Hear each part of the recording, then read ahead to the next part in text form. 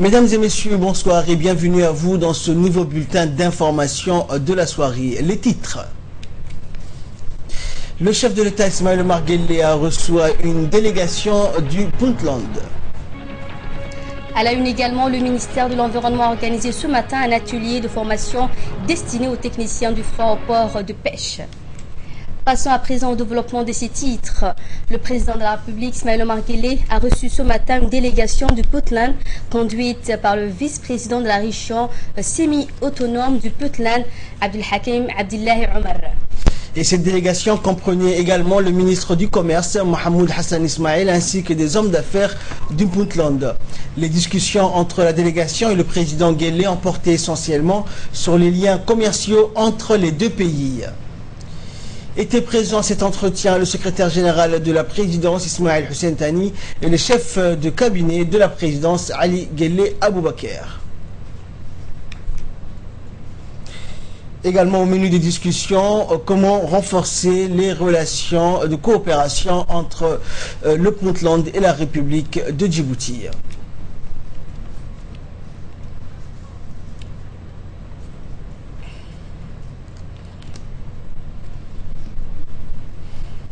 Et dans un mot prononcé à l'issue de son entretien avec le chef de l'État, le vice-président du Puntland, Abdelhakim Abdillahi Omar, a tenu en premier lieu à saluer le peuple djiboutien et le président de la République, Ismaël Omar Guelleh. Au cours de mon entrevue avec le président, a-t-il ajouté, nous avons discuté des relations bilatérales entre le Puntland et la République de Djibouti qui ont à la fois porté sur le commerce en général, mais aussi sur la préservation de la paix en Somalie et dans la sous-région. Le président Guelleh a beaucoup plus d'expérience que nous sur cette dernière question, a-t-il précisé. Après une longue discussion avec le président, le point essentiel évoqué au cours de ces discussions portait sur l'accord commercial et les facilités que nous allons obtenir par le biais des infrastructures portuaires de Djibouti. Et cela sera bénéfique pour les deux pays et les deux peuples, a-t-il conclu. Le président de la République, Ismaël Omar Guelleh, a adressé un message de félicitations à son homologue mauricien, Kelaj Pouriag, dont le pays célèbre sa fête nationale. Et en effet, dans son message, le président de la République a formulé ses vœux de bonne santé et de bonheur à Pouriag, ainsi que de paix, de progrès et de prospérité au peuple ami maurice. Le chef de l'État a salué à cette occasion l'exemplarité de la nation mauricienne à faire de sa diversité raciale et culturelle une importante source de richesse. Votre pays a valeur de modèle en matière de coexistence pacifique des communautés, a écrit le président Guelleh, réitérant ses vœux de bonne fête au peuple de la République de Maurice. Autre nouvelle nationale, une délégation officielle de la région semi-autonome du Puntland et conduite par le vice-président du Puntland, Abdelhakim Abdillahi Omar, a été reçue auparavant par le premier ministre Abdelkader Kamil Mohamed. Cette délégation de plusieurs membres a été reçue en présence du ministre de l'Équipement et des Transports, Moussa Ahmed Hassan, et des autorités des ports djiboutiennes. L'on a procédé à cette occasion à la signature entre les deux parties d'un accord commercial portant sur l'utilisation des infrastructures portuaires pour le transbordement des marchandises destinées au Puntland. Cet accord a été paraphé côté somalien par le ministre du Commerce et de l'Industrie du Puntland, Mohamed Hassan Ismail, et pour la partie djiboutienne par le président des autorités des ports et des zones franches, Aboubakar Omar Hadi. Plusieurs personnalités, dont le directeur général du port de Djibouti, Saad Omar Guelleh, ainsi que le secrétaire général de la primature, Naguib Abdallah Kamil, ont assisté à la cérémonie de signature de cet accord. C'est l'utilisation du port de Djibouti. Vous savez que par le passé, il y a une quinzaine, vingtaine d'années, il y avait beaucoup de trafic de boutres, à peu près 40-50 boutres par mois qui passaient par Djibouti pour l'exportation et importation de la Somalie, surtout pour la région centrale et du Puntland. Donc on a redynamisé ce commerce et nous avons signé des accords. Ils vont commencer déjà dès le mois prochain à utiliser notre port comme un port de transbordement pour le Puntland. Après la cérémonie de signature de l'accord, le ministre du Commerce et de l'Industrie du Puntland, Mahmoud Hassan Ismail, a souligné qu'il était ravi d'être parvenu à parapher cet accord avec les autorités djiboutiennes. Cet accord prévoit, a-t-il précisé, de développer les échanges commerciaux. Il a rappelé que les commerçants de la région de Puntland sont des plus actifs en Somalie et que l'utilisation des infrastructures portuaires de Djibouti comme lieu de transbordement de marchandises destinées au Puntland a été minutieusement étudiée. Les pays du Golfe étant plus proches de Djibouti que du Puntland. Partant de ce constat, nous avons décidé de gagner du temps en utilisant les ports de Djibouti qui vont nous offrir d'énormes facilités, a-t-il ajouté. Le ministre s'est enfin déclaré confiant, précisant qu'avec cet accord, les économies des deux États tireront des meilleurs bénéfices ou avantages. Une délégation conduite par le ministre délégué chargé de la coopération internationale, Ahmed Ali Sillay, est composée notamment de l'ambassadeur de Djibouti au Maroc, Ibrahim Billeh, du directeur de la communication, Moussa Mohamed, et du sous-directeur des organisations internationales, Abbas Elmi, a pris part aux travaux du 25e forum Grand Montana qui ont eu lieu du 13 au 14 mars à Dakhla, au Maroc. La cérémonie d'ouverture de cette session a été marquée par un message adressé par Sa Majesté le roi Mohamed VI aux participants et dont lecture a été donnée par le chef du gouvernement marocain, Abdelillah Ben Kiran. Le forum a réuni d'illustres personnalités venant de 36 pays d'Afrique, 30 pays d'Asie, 31 pays européens et 15 pays d'Amérique, en plus des 20 pays organisateurs régionaux et internationaux.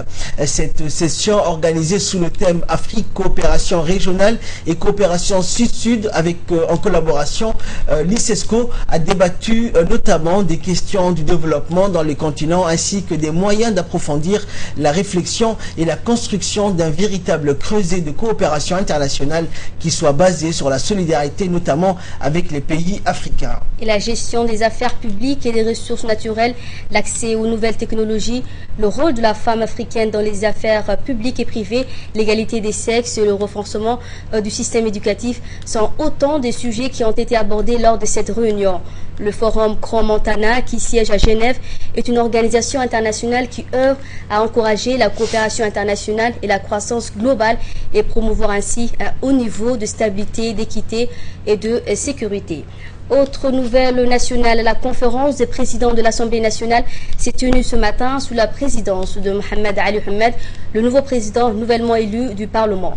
Lors de cette réunion, le gouvernement a été représenté par le Premier ministre Abdelkader Kamel Mohamed et la ministre de la promotion de la femme et du planning familial chargée de relations avec le Parlement, Hasna Barkhat Daoud.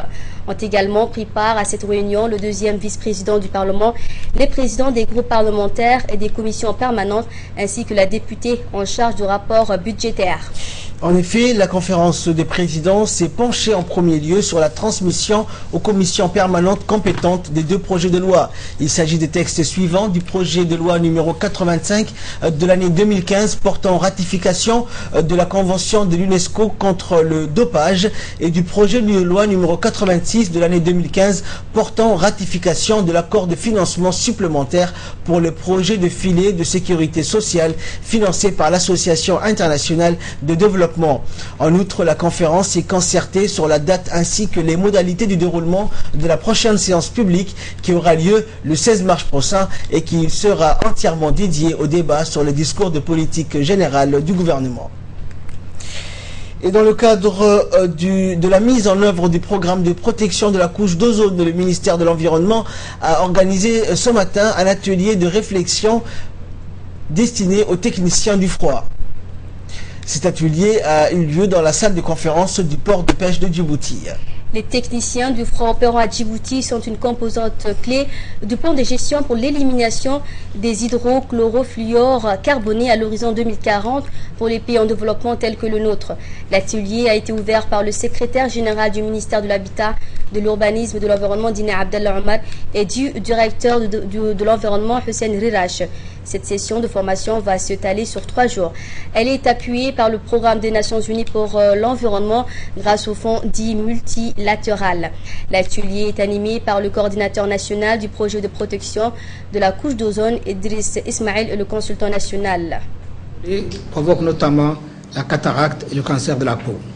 L'objectif de cet atelier de formation est l'acquisition par des techniciens du froid des bonnes pratiques en matière de réfrigération et notamment la récupération des gaz HCFC contenus dans le système de climatisation et les chambres froides et la sécurité liée à l'utilisation des réfrigérants à base d'hydrocarbures.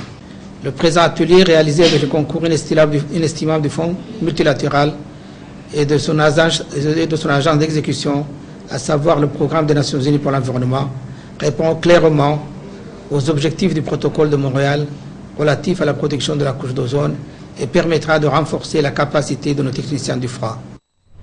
Et de là, nous passons à l'actualité internationale. En Syrie, le conflit entre partisans du régime de Bachar al-Assad et la rébellion armée est entré ces jours-ci dans sa 5e année.